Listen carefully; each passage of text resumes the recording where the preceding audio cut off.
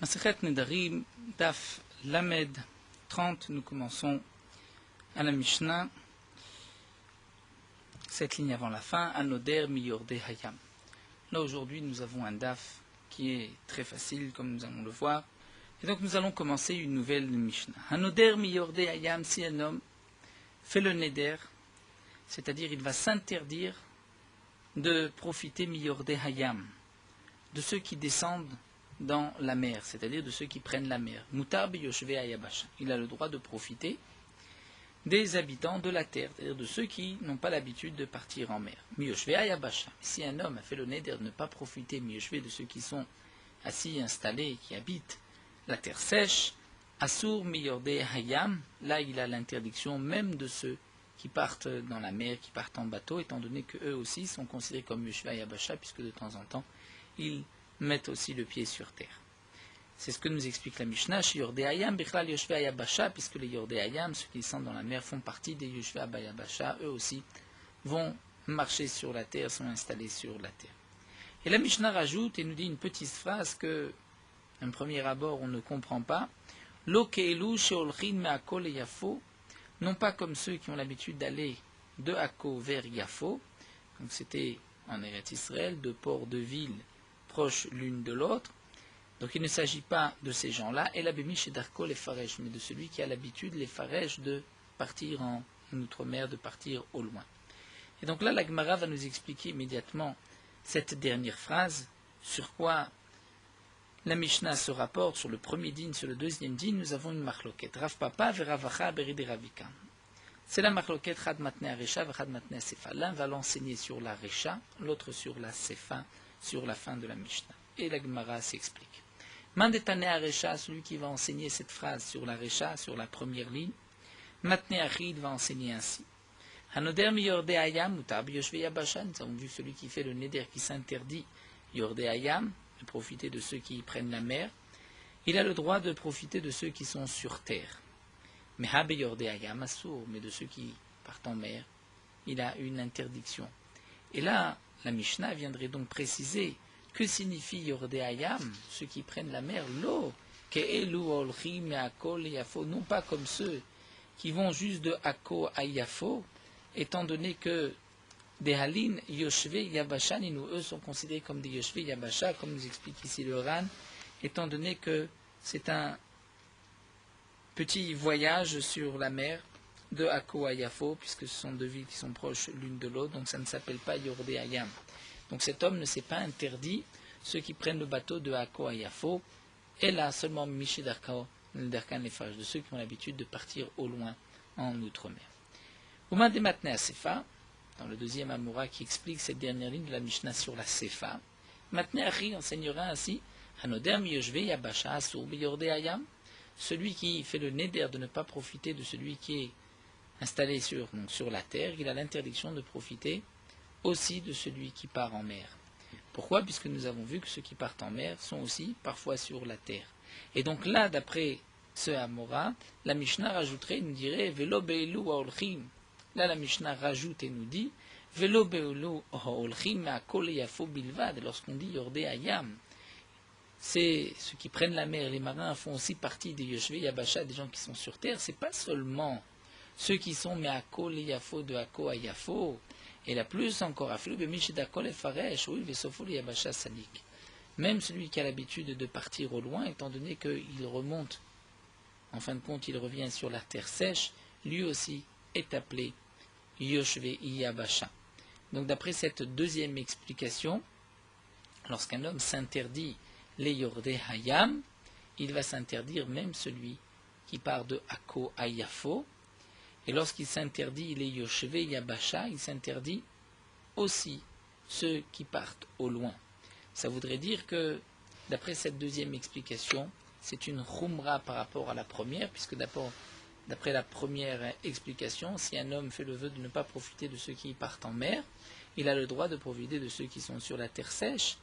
Et nous avons vu que la terre sèche, c'est permis, Yorde Hayam, c'est interdit, mais d'après la première explication, Yorde Hayam, ce n'est pas de Akko à Yafo, alors que d'après la deuxième explication, même de Akko à Yafo, ça s'appelle Yorde Hayam. Et donc, le Ran nous dit, on fixe la halakha d'après le deuxième memra, puisque c'est la khumra. Le Ran nous rapporte ici un Rajba, où le Rajba nous dit que il est logique d'expliquer que l'interdiction n'est pas de tout celui qui partira une fois de Akko à Yafo. Et là, il s'agit de celui qui a l'habitude de faire ses voyages, ou encore celui qui, au moment du Neder, va partir de Akko à Yafo. Le Ran nous rapporte aussi un Yerushalmi qui pose le problème suivant. Un homme fait le Neder de ne pas profiter des Yordé Hayam, mais pas aujourd'hui, dans 30 jours. C'est-à-dire, dans 30 jours, il ne profitera pas des Yordé Hayam. Et entre-temps, pendant ces 30 jours-là, ceux qui avaient l'habitude de prendre la mer ont arrêté d'être des marins. Ils sont maintenant sur la terre sèche. Est-ce qu'on tient compte du moment du Neder? Au moment du Neder, ils étaient appelés Yordé Hayam, ils prenaient la mer des marins. Mais il a dit seulement dans 30 jours, c'est-à-dire ces hommes-là dans 30 jours. Puisqu'il avait désigné les Yordé Hayam, peut-être que même dans 30 jours, s'ils ne sont plus des marins, malgré tout l'interdiction restera. Ou peut-être encore, nous dit le Yerushalmi, on tient compte du moment où le Neder va prendre forme, c'est-à-dire après 30 jours, et puisque entre-temps, ce ne sont plus des marins, donc il n'y a pas d'interdiction.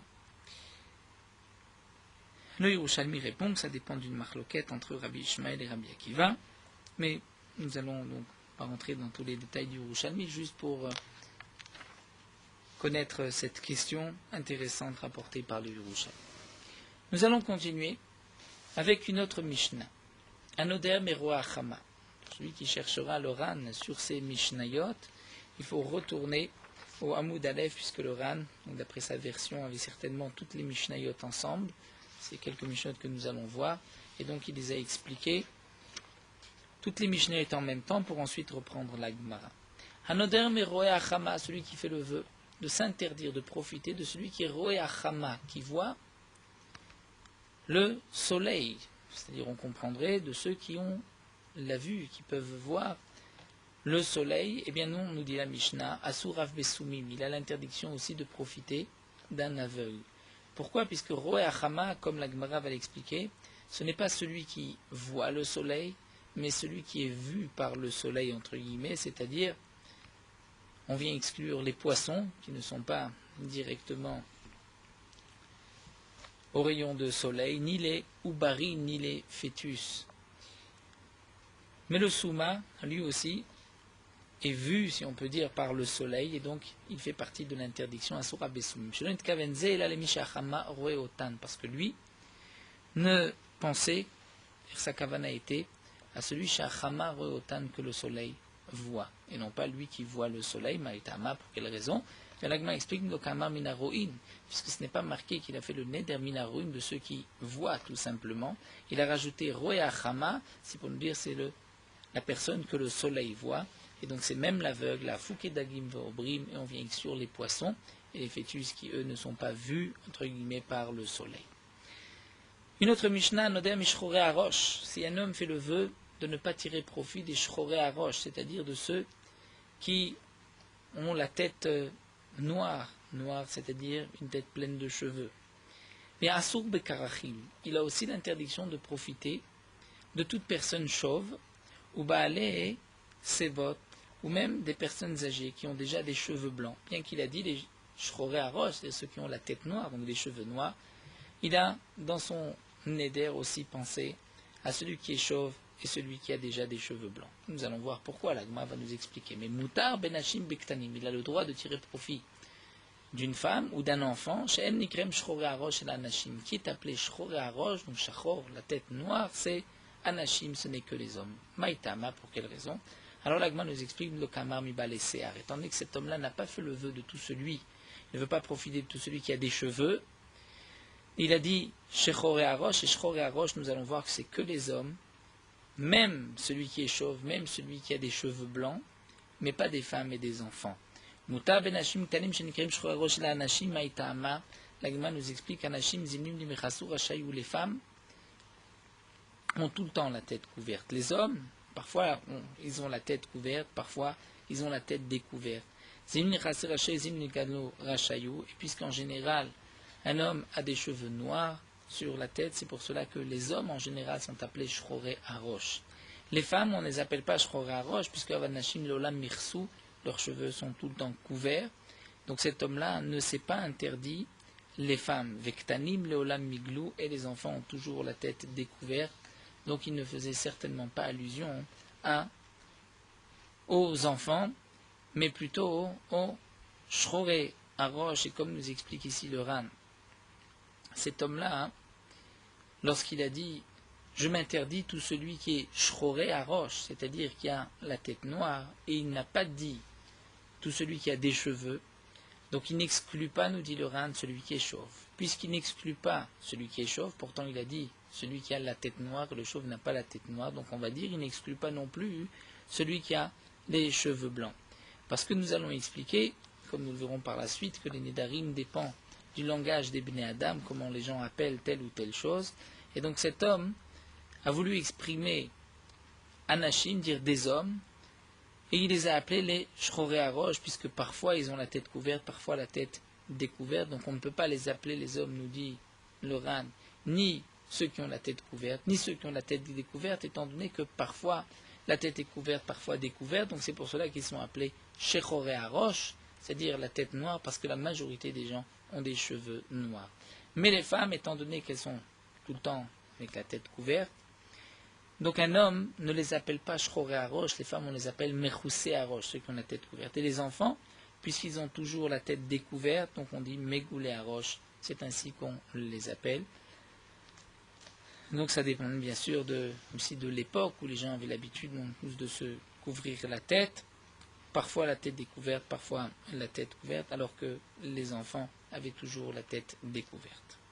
Poursuivons avec une nouvelle Mishnah. La Mishnah nous enseigne Anoder mina yilodin mutar ben noladim. Si un homme a fait un neder, il s'est interdit des yilodin, il a le droit de profiter des noladin.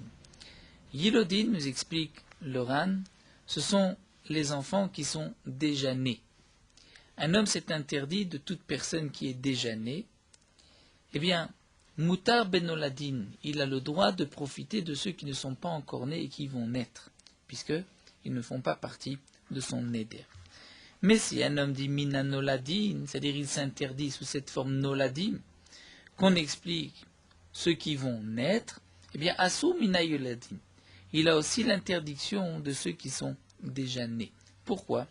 Parce que noladim, comme nous allons le voir dans la Gemara, signifie aussi bien ceux qui vont naître, mais aussi ceux qui sont nés. Donc d'après les Chachamim, Yilodim, c'est seulement ceux qui sont déjà nés, et Noladin, c'est ceux qui vont naître ou ceux qui sont déjà nés. Rabbi Meir matir Rabbi Yilodim, mais Rabbi Meir permet même les Yilodim, c'est-à-dire, a priori, on comprend Rabbi Meir, si un homme s'est interdit les Noladin, qu'on pourrait traduire les Noladim, ceux qui vont naître, eh bien Rabbi Meir dit il a le droit de profiter même de ceux qui sont déjà nés, puisque Rabbi Meir dit même, c'est-à-dire en vérité de tout le monde, et la Gemara posera mais c'est de tout le monde, alors que signifie Noladi. Les Chachamim disent non. Lorsque cet homme a dit Mina Noladi, son intention était de celui qui est Darko Livaled, c'est-à-dire de ceux qui généralement ont l'habitude de naître. Nous allons voir dans la Gemara qu'est-ce que les Chachamim ont rajouté sur le Tanakama. Alors la Gemara demande les Rabbi Meir velo mevaye noladim, puisque Rabbi Meir nous parle du cas où un homme a dit mina noladim, c'est-à-dire de ceux qui vont naître. Rabbi Meir dit il a le droit de même de ceux qui sont nés, ça voudrait dire donc pas seulement ceux qui sont nés, pas seulement ceux qui vont naître, mais aussi ceux qui sont nés. Velo mevaye noladim, c'est ceux qui vont naître ne sont pas dans le neder. Alors demande à Gma Mimanasour, d'après Rabbi Meir, qu'est-ce qu'il s'est interdit? Il a dit Minanoladin et tout est permis. La Gemara rajoute Rasura Mersera Vachiketani. Il faut rajouter dans la Mishnah, il manque les termes suivants. Il faut dire ainsi. Hanoder Mina Ilodi Mutar Benoladin. Donc si un homme s'interdit ceux qui sont déjà nés, il a le droit de profiter de ceux qui vont naître. Minanoladin, s'il s'interdit ceux qui vont naître, Asur Benoladin, il a l'interdiction de profiter même de ceux qui sont déjà nés, parce que minanoladin, c'est les deux. Et Rabbi Meir Omer, afanoder minanoladin mutar beyilodim.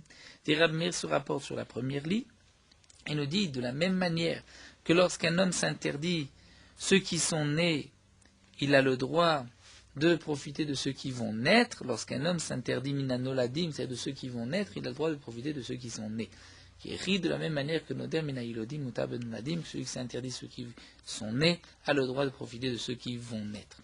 Amalé Rav Papa l'a abayé, Rav Papa demande à abayé les memra de Noladin de Mitchaldan Mashma. Donc ça voudrait dire Noladin de Mitchaldan, c'est-à-dire ceux qui vont naître. Alors comment va-t-on comprendre les psukim? Mais la meata, c'est marqué Shne Banecha Noladim Lecha Beretz Mitzrayim. Yaakov dit à Yosef, à propos de ses deux enfants, à Noladim Lecha. C'est-à-dire qui sont nés en terre d'Égypte. D'après Rabbi Meir, en tout cas, Noladin signifie ceux qui vont naître. Et là, on voit ceux qui sont nés. Chiname dit Yaldano. Est-ce que là aussi tu vas dire à propos des enfants de Yosef, c'est de ceux qui vont naître? Mais pourtant, ils étaient déjà nés. Alors nous dit la Gemara Ave Lamai. Qu'est-ce que tu vas dire? Des Ilodou, c'est-à-dire Noladim signifie d'après toi, ceux qui sont déjà nés. Alors, la meata, nous avons notre pasuk d'Irtiv. Hine ben nolad lebet David. Yoshiyahu shemo. Dire un enfant, nolad, et là, le pasuk nous parlait de nolad, c'est-à-dire de ceux qui vont naître, puisqu'ils n'étaient pas encore nés, Yoshiyahu. Donc, il va y avoir un enfant qui va naître dans la maison de David qui va s'appeler Yoshiyahu. Est-ce que là aussi tu vas dire que Nolad, c'est-à-dire qu'il était déjà né, va Menaché Loba, déjà Menaché, le grand-père n'était pas là. Donc c'est évident que Yoshiyahu n'était pas encore né. Donc ce qui est marqué dans le passou qui n'est Ben Nolad Lecha, Nolad, on est obligé de traduire qui va naître. Alors l'Agma nous dit effectivement il a Mashmachi, Mashmachi.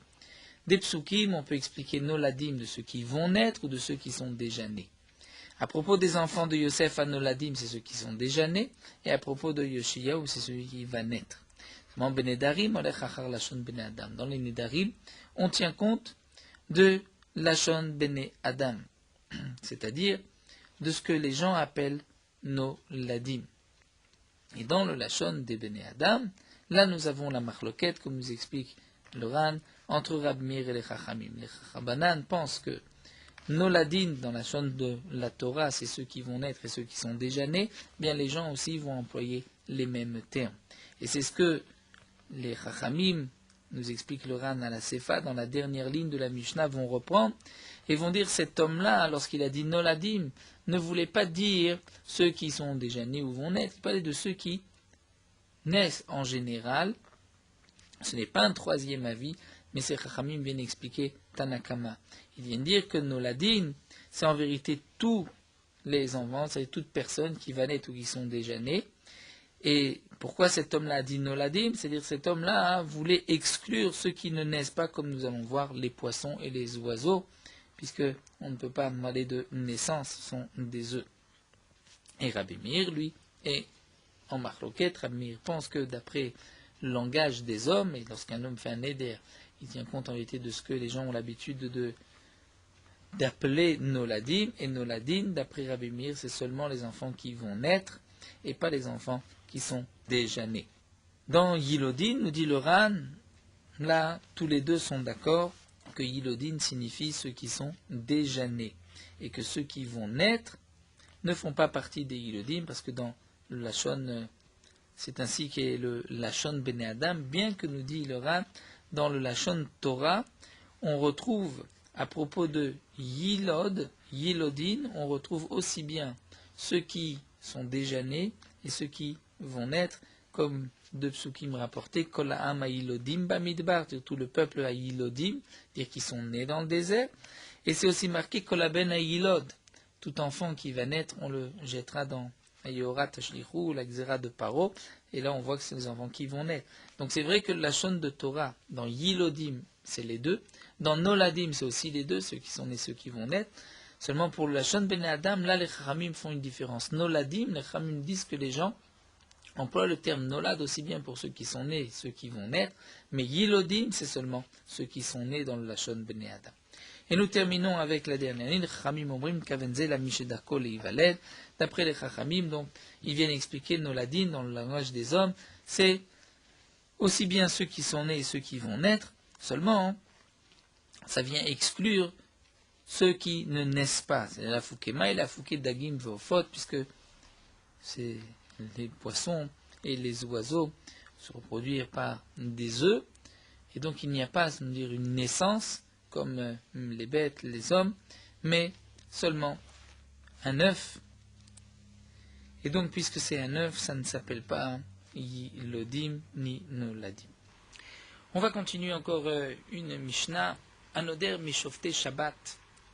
La Mishnah nous enseigne que celui qui fait le neder de ne pas profiter de ceux qui shofte Shabbat, c'est-à-dire qui vont garder Shabbat, Asur Israël, l'interdiction de profiter d'un Israël, Asur Koutim, mais aussi d'un Koutim. Koutim était un peuple qui s'était converti, même si les Koutim n'accomplissaient pas toutes les mitzvot, mais Shabbat, les Koutim accomplissaient le Shabbat, donc ils ont le Chiyuv, et ils accomplissent aussi Shabbat. Donc lorsqu'il a fait le neder de ne pas profiter de ceux qui sont shoftés Shabbat, qui s'arrêtent, qui se reposent le Shabbat, c'est pas seulement d'un Israël, d'un juif, mais aussi d'un Kouti, mais pas d'un non-juif. Mais Ochleshum, si un homme fait le neder de ne pas profiter d'un Ochleshum, de ceux qui mangent de l'ail, Asur be Israël, Asur be Koutim, là aussi l'interdiction de profiter d'un Israël ou d'un Kouti.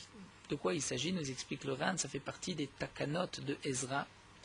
Le Ran le rapporte plus haut, la takana de Ezra, comme c'est marqué dans Masechet Baba Kama, était de manger de l'ail chaque vendredi, puisque l'ail aide aux relations conjugales, et puisque on a du Talmid Chacham et d'un vendredi à un vendredi, donc Ezra avait été métaken de manger de l'ail le vendredi soir. Cette takana avait été respectée par les Bnei Israël et aussi par les Koutim. Donc lorsqu'un homme a dit « je m'interdis de profiter de tous ceux qui mangent de l'ail », c'est Israël et Koutim. Messieurs, c'est pas de tous ceux qui mangent en général de l'ail, mais dans ce moment précis. Meolei Yerushalayim, si un homme s'interdit de profiter de ceux qui montent à Yerushalayim, à Sourbe Israël, il a une interdiction de profiter d'un Israël, mais Moutar Bekoutim, il a le droit de profiter d'un Koutim, puisque les Koutim n'avaient pas l'habitude de monter à Yerushalayim, mais ils allaient vers Har Gerizim, comme c'est rapporté ici dans les Mefarshim. Alors la Gemara reprend juste Maï Shofte Shabbat, que signifie Shofte Shabbat. Si Shofte Shabbat, lorsqu'un homme s'interdit, nous avons vu, de profiter de tout celui qui se repose, qui s'arrête Shabbat. Que signifie Shofte Shabbat? Il dit même Mekaime Shabbat, celui qui accomplit, c'est-à-dire qui s'arrête Shabbat. Il s'arrête de travailler, il s'arrête de tout. Alors pourquoi Koutim, Aïrebe Koutim, même Ovdek Kouchavim, mais même si c'est un non-juif qui s'arrête le Shabbat et qui respecte Shabbat, on a aussi l'interdiction d'en profiter. Et là, et puisque la Mishnah nous dit Israël et Koutim, la Mishnah ne vient pas nous parler, exclure celui qui ne respecte pas Shabbat, ça c'est évident que le goy ne respecte. Ça veut dire que même si le goy respecte Shabbat, il ne fait pas partie de l'interdiction. Et là, la Gemara demande pourquoi. Shofte Shabbat, si c'est qu'il accomplit, il est Mekaime Shabbat, il s'arrête de travailler. Le goy aussi, lorsqu'il a accompli Shabbat, il est Shofte Shabbat. Et la Gemara répond non. Lorsque cet homme a dit Mishofte Shabbat, il faut dire Elam Metsuvim à la Shabbat. Sont de ceux qui ont l'obligation, le tzivouille de respecter Shabbat. Et le goy n'a pas d'obligation de respecter Shabbat. Le Kouti en a une et il respecte Shabbat. Et Ari demande à l'Agma, si on dit que Mimetsuvim, tout dépend de l'obligation, alors dans la suite de la Mishnah, c'est marqué. Celui qui s'interdit au Yerushalayim, ceux qui montent à Yerushalayim. Il a l'interdiction de profiter d'un Israël, mais pas d'un Kouti. Pourtant, Amaïva Metsuvim, nous les Koutim sont des guéris, sont des convertis, ils ont aussi l'obligation de monter à Yerushalayim, même s'ils ne montent pas. Amar Abaye, mais Abaye répond, voici ce que le Tana a voulu dire. Lorsqu'un homme dit Mishofte Shabbat, il s'agit Amar Abaye Metsuve Veose Katane, de celui qui a l'ordre et qui accomplit aussi. Donc Betar Teba Bekama était dans les deux premiers cas. Shofte Shabbat et Ochleshum, Israël Vekutim Metsuvim ont l'obligation de respecter Shabbat, ont l'obligation par la Takanat Ezra de manger de l'ail, Veosin, et ils l'accomplissent aussi. Mais Ovde Kochavim, les non-juifs, Haoude Avde, même celui qui respecte Shabbat Osim Venan Metsuvim. C'est vrai qu'ils accomplissent, mais ils n'ont pas d'obligation. Beole Yerushalayim, si un homme s'interdit les Ole Yerushalayim, ceux qui montent à Yerushalayim, bien là, c'est Israël Metsuvim Veosim. Le Israël a l'obligation et monte à Yerushalayim, le Kouti, Metzuvim Venan aussi, il a l'obligation, mais il n'accomplit pas. Et dans l'intention de l'homme, c'est celui qui a l'obligation, mais qui accomplit aussi. Alors, nous allons nous arrêter ici. Nous prendrons la Mishnah. Norot Halacha Daf Lamed, à propos de ce fameux shin que nous avons sur les tefilin. Là aussi, c'est une halacha, les Moshe Misinaï, de faire dans les tefilin de la tête la lettre shin qui va sortir, qui va donc être en relief dans la peau du baït de la tête. Ce shin ne peut pas être un shin collé sur le baït. Il doit être donc, sculpté, dire de l'intérieur, il doit être de la même peau et on doit faire sortir le shin en relief. Ce shin doit être des deux côtés. D'un côté, nous avons un shin où il y a 3 branches, du côté droit, et du côté gauche, nous avons un shin où il y a 4 branches. Le shin des tefilin fait partie de ces 3 lettres du nom d'Akadosh Baruch Hu, du Shakai, Shin, Dalet et Yud. Nous avons le shin dans le boîtier de la tête, le Dalet dans le nœud des lanières de la tête qui forment un Dalet et le Yud dans le nœud des lanières du bras. Donc le shin doit être vu, comme c'est marqué dans le Passouk, les peuples verront que le nom d'Hachem est sur toi et auront peur de toi, et Rabbi Eliezer nous dit qu'il s'agit des tefilin. Nous avons le Shem Hachem qui se trouve dans le shin, ou même un remez, Shem Hachem Nikra, c'est shin, les premières lettres.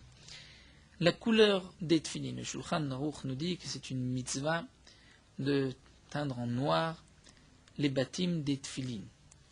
Donc des paroles du Shulchan Aruch, on voit que Bediavad, si ce n'est pas noir, ce n'est pas Meakev. Alors que les Ritzuot, les lanières, nous verrons que ça c'est Halacha les Moshe Misinaï. Certains pensent que même le baït des tefilin, c'est aussi une Halacha des Moshe Misinaï, il faut que ça soit noir. Et c'est donc pour cela que les poskim disent qu'il faut être mahmir, que si les bâtim ne sont pas noirs, on ne peut pas les mettre. Dans le cas où on n'a pas d'autres tefilin et que le baït lui-même n'est pas noir, dans ce cas-là, on pourra s'appuyer sur la vie du Shulchan Aruch et au moins mettre les tefilin ce jour-là pour ne pas manquer de la mitzvah. Si la couleur noire des tefilin c'est détaché, eh bien il faudra noircir encore une fois les tefilin. Parce que parfois la couleur est épaisse et elle peut s'éplucher du baït. Teindre les tefilin en noir, ceci doit se faire par un Israël, par un juif qui va teindre les Shem Mitzvah Tefilin pour la mitzvah de Tefilin.